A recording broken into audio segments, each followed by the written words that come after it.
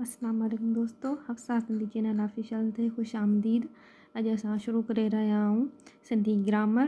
त सभ खां पहिरियां पाण पढ़ंदासीं इसम ऐं उनखां पोइ पाण ॿिया बि पार्ट्स ऑफ स्पीच सभु पढ़ंदासीं। तव्हांखे ख़बर हूंदी पार्ट्स ऑफ स्पीच यानी ॻाल्हाइण जा लफ़्ज़ कुल 8 आहिनि। उन मां पहिरियों अॼु पाण पढ़ूं था इसम, ठीकु आहे, जंहिंखे अंग्रेज़ी में नाउन चइबो आहे। ऐं कंहिं बि माण्हुनि जी वस्फ़ ॾिसूं था इसम जी, त इसम चइबो छाखे आहे? कंहिं बि साह वारी शइ या बेजान शइ जे कमु ख़ासियत या नाले खे इसम चइबो आहे। ॿियनि लफ़्ज़नि में पाण इसम खे ईअं चई सघूं था त इसम नालो आहे कंहिं बि शइ जो। ऐं अंग्रेज़ी में छा चवंदासीं? Noun. Noun is a naming word, ठीकु आहे। इसम नालो आहे कंहिं बि शइ जो। मिसाल पेन, स्कूल, मस्जिद वग़ैरह वग़ैरह। मिसाल या पेन झल वेठी आहे, इहो बि क़िस्म आहे। हीअ जेका आहे कापी आहे, इहो बि क़िस्म आहे। ऐं हिकु बुक आहे सिंधी व्याकरण, इहो बि किताब इसम आहे, ठीकु आहे। ईअं असांजा चौधारी जेके बि शयूं आहिनि इहे सभु इसम आहिनि। इसमनि जा क़िस्म त इसम जा कुल आहिनि 3 क़िस्म, ठीकु आहे। पे इसम ख़ासि आहे, इसम आम आहे ऐं इसम ज़ात आहे। पहिरीं पाण इसम ख़ासि खे ॾिसूं था। उहो लफ़्ज़ जेको कंहिं ख़ासि माण्हू, जानदार या बेजान शइ लाइ इस्तेमालु थिए उनखे इसम ख़ासि चइबो आहे। मिसाल हाणे जीअं हीअ त मूं लिखियो आहे पाकिस्तान, ठीकु आहे। पाकिस्तान कंहिं हिकु स्पेसिफिक मुल्क जो नालो आहे, ठीकु आहे। त उनखे पाण इसम उहो पाकिस्तान जेको थियो इसम ख़ासि थियो। शाहजहान मस्जिद जेका ठठे में आहे उहा बि मस्जिद आहे, पर हिकु मस्जिद जो हिकु ख़ासि नालो आहे स्पेसिफिक शाहजहान मस्जिद, ठीकु आहे।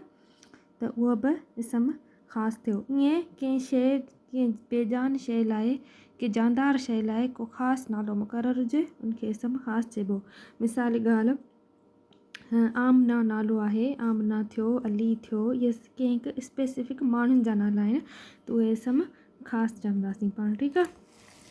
उनखां पोइ अचूं था इसम ज़ात ते। इसम ज़ात जंहिंखे अंग्रेज़ी में चइबो आहे एब्स्ट्रैक्ट नाउन। एब्स्ट्रैक्ट नाउन इसम ज़ात कंहिं बि ख़ासियत, कमु या हालत जे नाले खे इसम ज़ात चइबो आहे। मिसाल तौरु दोस्ती, भाई पी, ईमानदारी, ठीकु आहे। ऐं इसम ज़ात उहे हूंदा आहिनि जंहिंखे असां सिर्फ़ु महसूसु करे सघंदा आहियूं। We can only feel it, we can not touch it. असीं सिर्फ़ु इनखे महसूसु करे सघंदा आहियूं, टच न करे सघंदा। जी मिसाल ॻाल्हि दोस्ती आहे, भाई पी आहे, ईमानदारी आहे। इंग्लिश में जेको फ्रेंडशिप, ऑनेस्टी, ब्रदरहुड, ठीकु आहे। इनखे असीं सिर्फ़ु महसूसु करे सघंदा आहियूं। कंहिं बि ख़ासियत, कमु या हालत जे नाले खे इसम ज़ात चइबो आहे। उनखां पोइ आहे इसम आम। अहिड़ो नालो जेको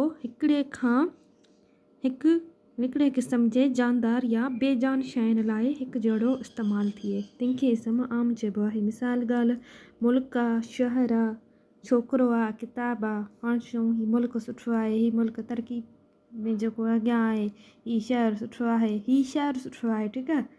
त इहो शहरु छा थियो? इसम आम थियो। पाण चऊं हैदराबाद शहरु सुठो आहे, हैदराबाद शहरु जेको आहे हुनजी मौसम सुठी आहे, हुनजी आबहवा सुठी आहे, त हैदराबाद असांजो शहरु आहे, त उहो हैदराबाद जेको थींदो उहो इसम ख़ासि थींदो।